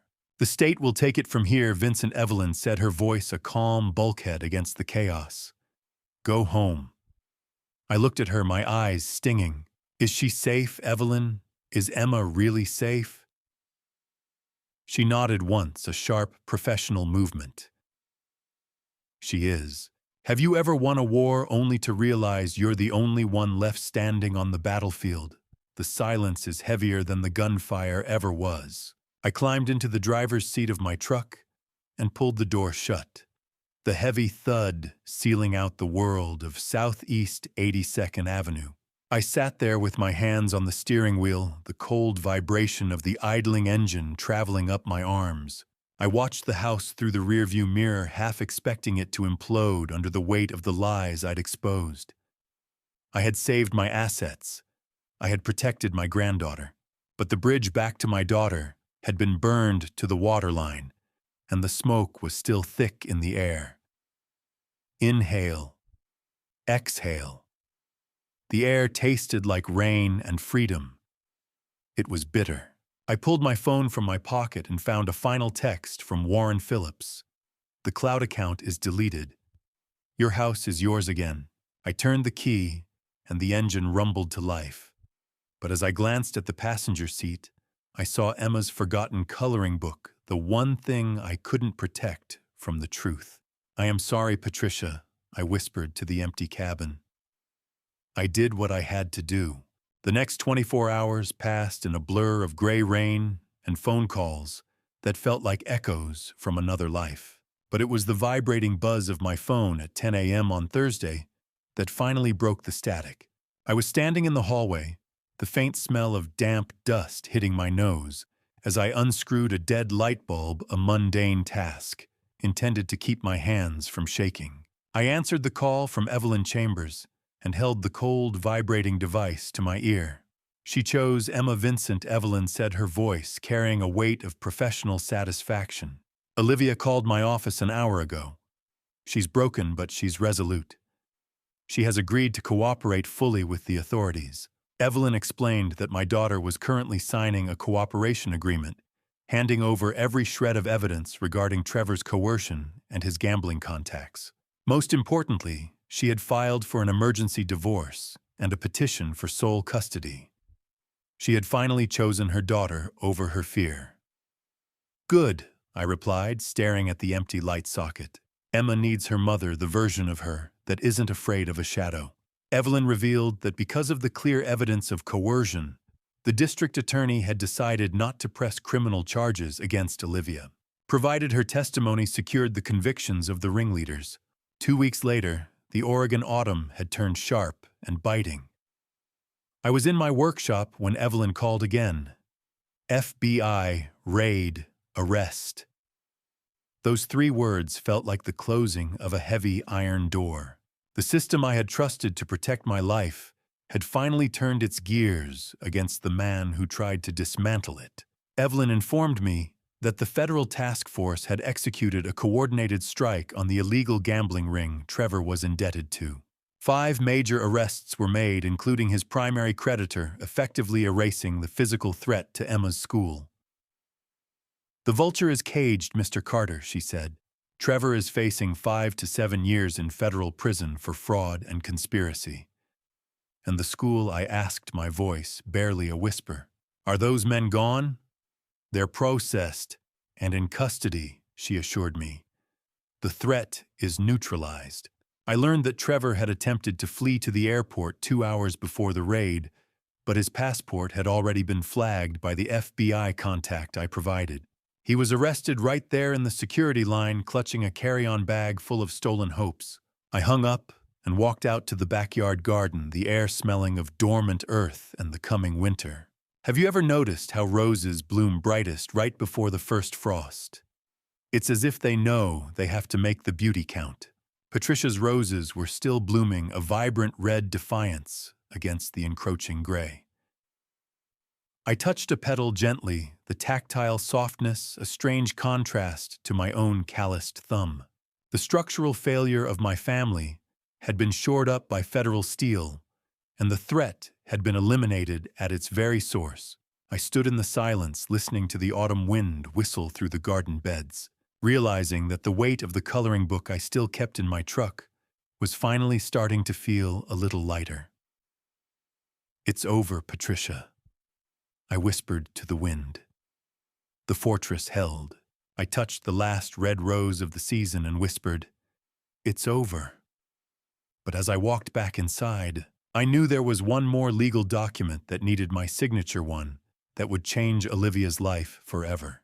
How much is a daughter's loyalty worth once it's been appraised, traded, and found wanting in the cold light of a forged signature? The walk back into my house had felt different with Trevor behind bars, but the structural integrity of my family was still compromised. I arrived at Evelyn's office for a final permanent legal restructuring on a Tuesday afternoon in late October. The long orange glow of the autumn sunset spilled through the windows, casting skeletal shadows across the mahogany desk. I sat across from Evelyn Chambers one last time, the smell of mahogany and old leather anchoring me. "We weren't here to discuss arrests today. We were here for the final demolition. I want her removed from every schedule of assets, Evelyn. Totally and permanently," I said, my voice steady. It wasn't an act of malice, but a structural necessity. I cannot leave my life's work to someone who proved they could be bent by the first predator to come along. "Are you sure, Vincent?" she asked, her eyes searching mine. "This is a bell you can't unring." I nodded without hesitation. "I'm an engineer, Evelyn. I know when a beam is too warped to hold weight. A will is just a blueprint for a life that hasn't ended yet. And like any good blueprint, it needs a failsafe." The second half of the document was the reconstruction. I established an irrevocable spendthrift trust for Emma, ensuring her education, healthcare, and future were shielded from both Trevor's greed and Olivia's poor judgment. I appointed a corporate trustee to manage the funds, removing the temptation from Olivia entirely. "Emma is the future of this family," I explained. "She's the only part left that hasn't been compromised." As I reviewed the Emma provision, I realized I was building a bridge for my granddaughter that her mother would never be allowed to cross. However, I included a conditional amnesty clause. Olivia would receive a modest monthly stipend, but only if she maintained a permanent restraining order against Trevor and completed a court-ordered financial responsibility program. It was a door I was leaving ajar, though I didn't expect her to walk through it anytime soon. Love means consequences, and I was finally enforcing them. Ink, paper, seal. The family tree was pruned. Evelyn placed the heavy stack of paper in front of me, and the fountain pen felt cold and balanced in my hand. I signed each page with the same steady hand that once drafted thousands of bridge blueprints. With each stroke of black ink, the Morrison influence was purged from my legacy. As I signed the final page, Evelyn handed me a small envelope left by Trevor's mistress. It contained a coded key to a digital offshore account Trevor had hidden even from Olivia. I didn't even look at the balance. I simply pushed it across the desk toward Evelyn. "Give this to the corporate trustee for Emma," I said. "Let it be the first stone in her new foundation." When the last document was notched and filed, I felt a strange, hollow peace. The fortress was finished, the perimeter was secure, and the old man was finally truly alone inside it. "Thank you, Evelyn, for everything," I whispered. I stood up and felt the tactile weight of the completed trust in my mind. I walked out to the parking lot and looked at the sunset, my shadow stretching out long and thin across the pavement, a solitary figure in a world I had spent my final strength to secure. The first frost of November arrived a week later, turning the garden into a silver graveyard of summer memories. And it was in that brittle silence that my phone chimed with a name I hadn't seen on the screen in 42 days. I was standing at my lathe in the workshop, the mechanical hum and the smell of cedar shavings providing a rhythmic sanctuary that I had come to rely on. I stopped the motor, the silence rushing back into the room like a flood, and looked at the notification lighting up my workbench. It was a simple text from Olivia. "Can we talk? Just us. Bluebird Park at 2 o'clock. After everything, the recordings, the FBI raid, and the restated trust that had essentially excised her from my legacy." The brevity of the message felt like a structural tremor in my newly reinforced life. As I navigated the settings to reply, I discovered that she had been trying to call me from a restricted number for weeks. My new security software, the very fortress I had built to keep the predators out, had been silently blocking her, leaving me more isolated than I had ever intended to be. Cedar shavings are like memories. If you don't sweep them up, they get under your skin and start to itch.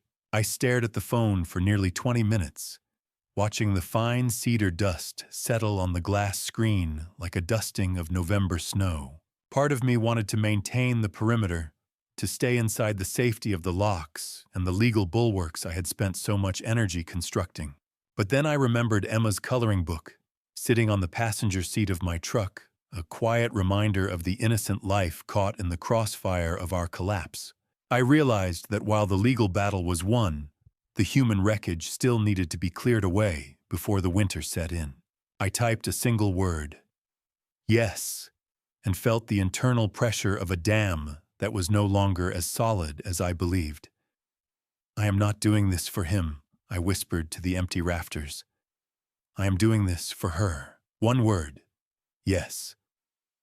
The bridge was rebuilt with a single keystroke, however fragile the span might be.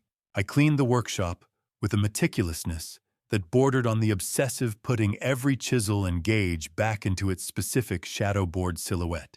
I changed into the heavy jacket I had worn to Evelyn's office, checking my pocket to ensure the tablet wasn't there. I won't need weapons today, I told myself. Just the truth. Whatever is left of it. As I walked toward my truck, the biting November air nipped at my lungs, reminding me that some structures can be repaired, while others can only be replaced by something entirely new. I pulled out of the driveway and paused at the curb. Across the street, a white moving van was parked at the rental house. Trevor's mistress was methodically clearing out his belongings, revealing that the parallel life he had built was being dismantled by the very people he had trusted. The demolition was total. I drove toward Bluebird Park with a somber determination, my boots crunching on the frost-covered grass as I approached the duck pond. I saw her sitting on a bench near the frozen water, a silhouette of grief in a heavy coat I didn't recognize. And for the first time in my life, I didn't have a blueprint for what to say next.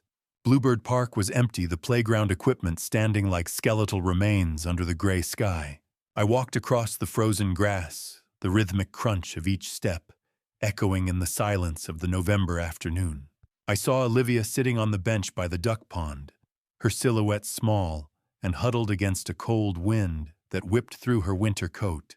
I sat down on the opposite end of the frost-slicked bench, the distance between us exactly 4 feet. A physical gap that felt like a canyon neither of us knew how to bridge. She didn't look at me for a long time, her eyes fixed on the frozen water, where a few brave ducks huddled near the reeds. When she finally spoke, her voice was thin and fragile like dry glass. I was so afraid of losing the house that I lost everything else instead, she whispered. She admitted she knew Trevor was in financial trouble, but claimed she never knew the extent of the depravity regarding Emma. I listened with the clinical detachment of a lead engineer inspecting a collapsed structure, looking for what could be salvaged. She revealed she'd already started working a minimum wage job at a local grocery store to support Emma. It was the first sign of responsibility I'd seen in years. "Do you still hate me, Dad?" she asked, her gaze finally flickering toward mine. 0%. That was her rating. My own daughter. I didn't answer her question directly. Instead, I laid out the conditions of our future relationship with the precision of a contract. I told her about the irrevocable trust I'd established for Emma and the conditional stipend for her own survival. I made it clear that while I would remain a grandfather, my role as her father had changed from provider to overseer. Emma's future is sealed, I said, the cold air biting at my lungs. Yours is up to you. There will be no more joint accounts, no more power of attorney, and no more secrets. If that trust is broken again, the bridge is gone for good. Trust isn't a gift, Olivia. It's a structure, and right now yours has a 0% safety rating. She nodded slowly, accepting the terms with a resignation that suggested she had expected far worse. The silence that followed was heavy, filled with the ghosts of the family we used to be before greed and a predator named Trevor had dismantled the foundation. Can a bridge ever be truly safe again after it's been sabotaged from the inside? Or do you just spend the rest of your life waiting for the next crack? I watched Olivia stand up, her movement slow and stiff from the cold. "Thank you for the stipend," she said, her eyes red-rimmed. "I'll start the financial responsibility program on Monday." I didn't offer her a hug. I didn't offer her a way back into my house. I stayed seated, a solitary figure in a coat that felt too heavy. "Goodbye, Olivia. Drive safe," I replied. I watched her walk toward her car, her small frame disappearing into the gathering mist of the Oregon afternoon. The fortress I had built was now the only thing I had left to inhabit. As she pulled away, I realized she had left a small, cream-colored envelope on the bench. It wasn't a request for money or a plea for forgiveness. I opened it to find a handwritten letter from Emma, the only person whose trust remained untarnished by the wreckage. I watched her car disappear into the mist, and as I reached for Emma's envelope, I saw my own reflection in the frozen pond, a man who had protected his wealth, but stood entirely alone in the frost. The workshop was warmer than the park, but it felt just as empty. I didn't open Emma's letter until I was back in the sanctuary of my workbench, the smell of cedar shavings rising to meet me like an old friend who didn't care about my mistakes. I sat on my stool and carefully unfolded the paper. Emma's childish handwriting revealed a truth I hadn't expected. She knew Daddy was going away because she had seen him packing his suitcase weeks before the confrontation. It was a sobering reminder that children see the cracks in a structure long before the adults are willing to admit the building is falling. I set the letter aside, my heart heavy with the realization that my granddaughter had been living in the shadow of a collapse for far longer than I had. The first month of our new reality passed with a clinical, quiet consistency. Every Sunday, Olivia brings Emma to the house for a 4-hour supervised visit. She stays in the kitchen, punctual and quiet, serving a sentence in the quietest prison imaginable. I brought her favorite snacks, Dad, she told me last Sunday, her voice low. They're on the counter. I only nodded. Thank you, Olivia. We'll be in the shop if you need us. Trust is like a finish on fine mahogany. Once you strip it away, you can never quite get the same luster back, but the wood underneath is still solid. In the workshop, I finally began the lessons I promised. Emma stands on a sturdy step stool I built specifically for her, her small hands guided by mine as we sand a block of pine for a birdhouse. The sound of the hand plane smoothing a board provided a rhythmic background to our work. I find myself explaining the mechanics of stress and support, not just in wood, but in the world. I am teaching her that some things are built to last, while others are built to be replaced, and that the quality of the material matters more than the finish. Is it strong now, Grandpa? She asked, her eyes bright with a curiosity that Trevor hadn't managed to extinguish. It's getting there, Emma, I replied, guiding her hand across the grain. You have to find the grain first. I took a sip of hot, bitter coffee, the warmth a welcome relief against the cold draft near the door. Click. The screen went black. I was no longer a spy. I was just a grandfather. On a Tuesday night, as the first real snow began to dust the Oregon pines, I sat at my workbench and opened the surveillance software one last time. I watched the empty rental house across the street, now bearing a for lease sign in the yard. Then I toggled the feed to Olivia's new apartment. She was sitting with Emma, helping her with homework, the scene mundane and safe. As I prepared to log off, I noticed a notification from my bank. Olivia had been putting half of her modest monthly stipend into a savings account for me, a quiet, unforced attempt to pay back the theft. I realized then that a fortress is only a prison if you never let yourself leave. With a single deliberate click, I deleted the remote access software forever. The perimeter is secure, I whispered to the empty shop. Good night, Emma. Good night, Olivia.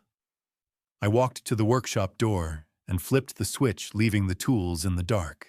As I stepped out into the biting November air, I saw my own footprints in the fresh snow leading away from the fortress and toward the house.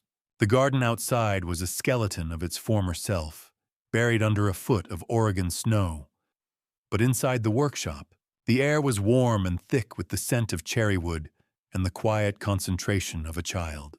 I watched my own footprints in the fresh snow leading back toward the house from the night before, a trail of resolve that felt permanent now. Emma and I were working on a small jewelry box, a replica of the one I had made for Patricia 30 years ago. I watched her small hands follow the grain of the cherry wood, her brow furrowed in that same engineering focus I used to see in my own reflection. As we worked, I noticed a small notebook tucked into her pocket. She pulled it out to show me sketches of the garden and the lathe, detailed drawings that mirrored my own analytical worldview. "Will the roses remember to come back, Grandpa?" she asked, her voice light against the howling wind outside. "The roots are deep, Emma," I replied, placing my calloused hand over hers. "They never forget where they belong. I am teaching her that sleep isn't death. It's just a structural pause, and that some things have to be sanded down to their rawest form before they can truly shine. Fine grit, no more rough edges." The healing had finally begun. We moved from the coarse sandpaper to the fine grit, the wood becoming smooth as silk under Emma's palm. She grew quiet for a moment, the only sound the rhythmic rasp of the paper against the cherry. "Mommy said she's learning how to fix things," she said, looking up at me. "Like you, Grandpa." I felt the last of my anger toward Olivia turning into a manageable, distant weight, much like the sawdust we were currently brushing away.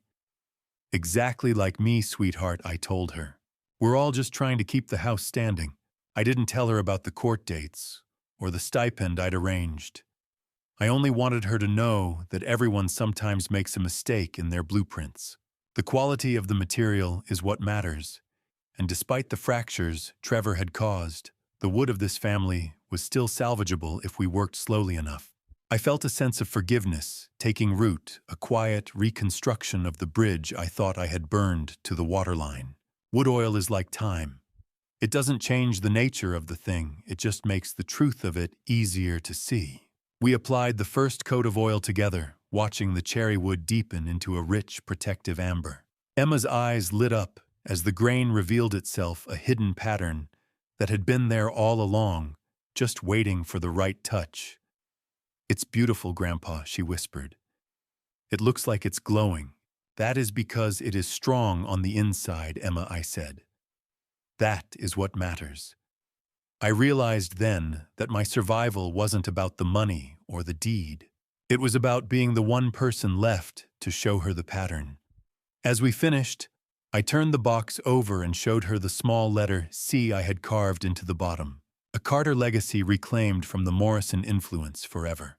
I looked at the empty spot on the wall where the hidden camera used to be, then back at my granddaughter, and I finally understood that the best way to watch over someone isn't with a lens, but with a steady hand. I felt a sense of completion that no structural report could ever provide. The snow stopped falling just as Olivia's car pulled into the driveway. The snow stopped falling just as Olivia's car pulled into the driveway. The silence that followed. Not the heavy, suffocating kind I'd lived with for months, but something lighter, like a building that had finally settled into its new foundation. I stood on the porch, my breath blooming in the cold air, as Olivia secured Emma into her car seat. We didn't exchange words of forgiveness. We simply exchanged a look of mutual recognition of the new hard boundaries that define our lives. "See you next Sunday, Dad," she said, her voice quiet but steady. "Next Sunday, Olivia." "Drive safe," I replied. She drove away, and I was left with the quiet dominance of a man who fought a war in the shadows and won back the right to live in the light. The fortress was no longer a bunker. It was just a home again. I watched the taillights fade, knowing the perimeter I'd built didn't just protect my money, but the fragile chance for my daughter to become the mother Emma deserves. I returned to the workshop, the smell of cold cedar and wood oil greeting me. I opened my laptop for the final time in this professional capacity. I found the encrypted chat with Warren Phillips, the man who had given me the eyes to see through Trevor's lies. I tried to process the final payment, but I realized Warren had already refused it. He'd left a short note seeing a master engineer at work was payment enough. I felt a surge of mutual respect for the man across the street who had risked his own peace for mine. "The job is done, Warren. Wipe the drive I typed. Operation complete." Vincent came the immediate reply. "Take care of that granddaughter. Delete. Erase. Gone." The digital ghosts were finally laid to rest. It was the final engineering check on a bridge I never wanted to build, but one that saved my family from a total structural collapse. What is the weight of a secret? Once it's been told, it's nothing. It's lighter than the air in an empty workshop. As I initiated the final wipe of the laptop, I discovered one last hidden file Warren had left for me. I clicked it, and suddenly the workshop was filled with the sound of Patricia's voice. It was a recording from a years-old backed-up security test we'd forgotten about. "Vincent, honey, don't forget to come in for dinner," she said, her voice warm and full of the life we'd shared. It was an audible blessing from the woman who had started the garden, a final reassurance that the foundation we'd laid together was still holding firm. I closed the laptop, the lid clicking shut. With a sound of absolute finality, I listened to the house. It was quiet, but it was a living silence. The hum of the refrigerator, the wind in the pines, the absence of Trevor's predatory pacing. I looked at the jewelry box. Emma and I had finished the oil, giving the cherry wood a soft, protective glow. I am an old man with a steady hand, and for the first time in a very long time, I don't feel the need to watch anything at all. No more cameras. Rest easy, Patricia. The house is safe. I stood in the center of the room and breathed in the scent of cedar one last time before flipping the light switch, finally content to let the shadows be just shadows.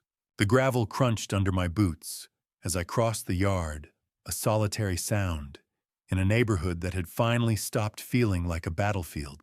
I had stepped out of the workshop and flipped the switch, leaving the tools in the dark. And as I walked toward the house, I saw my own footprints in the fresh snow, leading away from the fortress I'd inhabited for so long.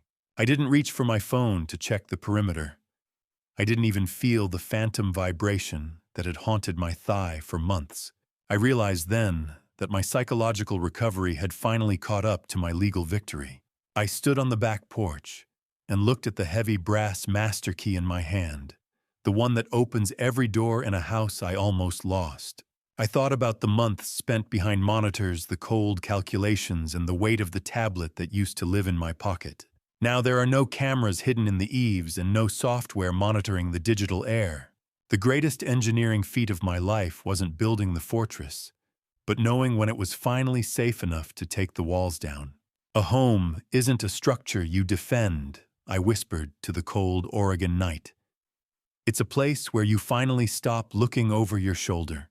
I turned and looked out at the snow-covered garden, where Patricia's roses sleep beneath the frost safe and undisturbed. The orange glow of the sunset hit the white drifts, turning the backyard into a sea of fire and ice. The cycle of seasons is the ultimate blueprint, a reminder that even the deepest winter is just a preparation for a new spring. I am an old man, and my hands are tired, but as I look at the house, I know that Emma's future is as secure as the roots of those roses. I've done my job. The foundation is deep, the materials are honest, and the house stands firm. The roots are deep enough now, I thought, feeling a triumphant peace. Sleep well, Patricia. I've finished the work. A curtain is more than fabric. It's the final boundary of a man's soul. It is the line between the public war and the private peace. I stood there for a long minute, letting the cold bite into my lungs one last time. A reminder that I was still here, still standing, and still the master of my own domain. Click. The lock turned. The story ended. I opened the back door and stepped into the sudden welcoming warmth of the kitchen, the smell of wood oil and my old jacket clinging to me.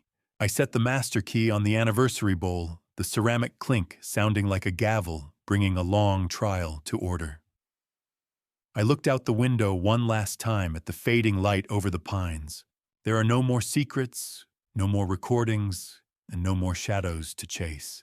Before I walked away from the glass, I thought of the small digital drive I'd tucked into the back of the jewelry box Emma and I finished. It contains a video message for her to open on her 18th birthday, explaining why her grandfather did what he did, ensuring the truth survives long after my own heartbeat fades. "Good night, world," I murmured. "I'm home." I pulled the curtain shut, the darkness of the yard disappearing as the warm light of the kitchen took hold. And for the first time in years, I didn't feel the need to look back. The structure was sound. The project was complete. Looking back at this family story, my biggest mistake wasn't trusting my daughter. It was staying silent when I first noticed the cracks in our foundation. I thought ignoring the warning signs would protect them, but silence only gave the rot more room to grow. Don't be like me. Don't wait until your entire world is collapsing before you start asking the hard questions about what's really happening inside your own home.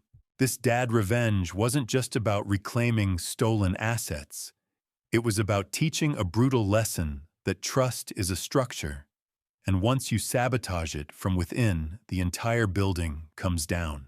The strongest fortresses aren't built with steel and concrete, but with truth and accountability. I truly believe the Lord's timing is always perfect, even when it feels like a storm is tearing everything apart. He gave me the strength to be the father and grandfather my family story needed, even when it meant becoming someone I never thought I'd be. My dad revenge taught me this: protection isn't just about locks and legal documents. It's about having the courage to enforce consequences when the people you love cross lines that should never be crossed. The master key of integrity is the only legacy worth leaving behind. In every family story, there comes a moment when you must choose between comfortable lies and painful truths.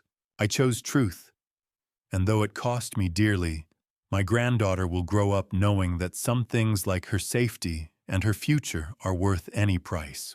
This dad revenge is complete. The fortress stands. And I finally understand that love sometimes means letting people hit the ground hard enough to wake up. Thank you for walking with me to the end of this journey. Please leave a comment, sharing your perspective. What would you do if you found yourself in a situation where your own family betrayed your trust? I genuinely want to hear your viewpoint. If this narrative resonated with you emotionally, consider subscribing to the channel so you won't miss future content. A gentle reminder: while inspired by real-world themes of family conflict and financial fraud, certain elements have been dramatized for storytelling purposes. If this type of content doesn't align with your preferences, feel free to explore other videos that might suit you better.